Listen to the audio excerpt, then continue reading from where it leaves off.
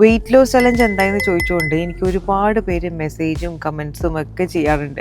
Already ഞാൻ ഇതിക്ക് മുന്നേ ഒരു വീഡിയോയിൽ പറഞ്ഞതാണ്, പക്ഷെ അത് കാണാത്തവരുണ്ടെങ്കിൽ അവർക്ക് വേണ്ടിയിട്ടുള്ളതാണ് ഈ ഒരു വീഡിയോ. വെയിറ്റ് ലോസ് ചലഞ്ച് സത്യം പറഞ്ഞാൽ 8 നിലയിൽ ഫ്ലോപ്പ് ആയി ഗൈസ്. കാരണം നമ്മുടെ ഓഫീസിലത്തെ എല്ലാവരും തന്നെ നല്ലോണം ഫുഡ് കഴിക്കുന്ന ആൾക്കാരാണ്.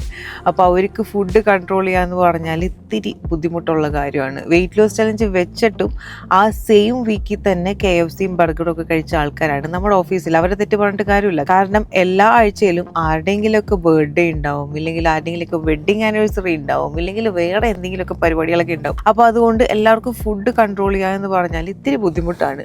ഫൈനലി ഞാൻ വിചാരിച്ച് ഞാൻ തന്നെ എന്നാൽ പിന്നെ ഒറ്റയ്ക്ക് ഫുഡ് അങ്ങോട്ട് കൺട്രോൾ ചെയ്യുക, ഇവരെന്തെന്ന് വെച്ചാൽ ആയിക്കോട്ടെ എന്ന് വിചാരിച്ചിട്ട് weight loss challenge completely cancel ചെയ്തിട്ട് ഞാൻ ഒറ്റയ്ക്ക് വെയിറ്റ് ലോസ് ചലഞ്ച് ഏറ്റെടുത്തിരിക്കുകയാണ്. ഇപ്പോൾ കഴിഞ്ഞ ഓണത്തിന് ഞാൻ എൻ്റെ വെയിറ്റ് ചെക്ക് ചെയ്തപ്പോൾ നിങ്ങൾ കണ്ടായിരുന്നു 67 ആയിരുന്നു ഞാൻ ഉണ്ടായിരുന്നത്. പക്ഷേ ഇപ്പം ഞാൻ 61 ആയി.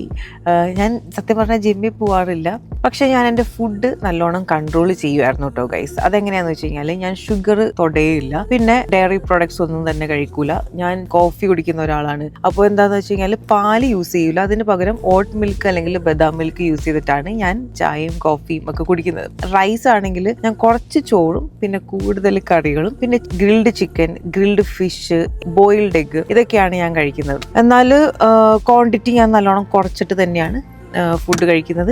ചിലപ്പോൾ വീക്ക്ലി വൺസ് അല്ലെങ്കിൽ ട്വൈസ് ചീറ്റ് മീലൊക്കെ എടുക്കാറുണ്ട്. എന്നാലും ചീറ്റ് മീൽ എടുക്കുമ്പോഴും ആ ഒരു ക്വാണ്ടിറ്റി കൺട്രോൾ ചെയ്തിട്ട് തന്നെയാണ് എടുക്കുന്നത്. അതുകൊണ്ടായിരിക്കും എൻ്റെ വെയിറ്റ് കുറഞ്ഞത് എന്നാണ് എൻ്റെ വിശ്വാസം.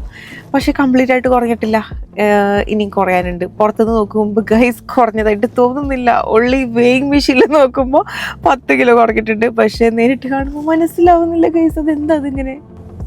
ഇനി വെയിങ് മെഷീൻ അങ്ങ് കംപ്ലൈൻ്റ് ആയിട്ടായിരിക്കും ഗൈസ്.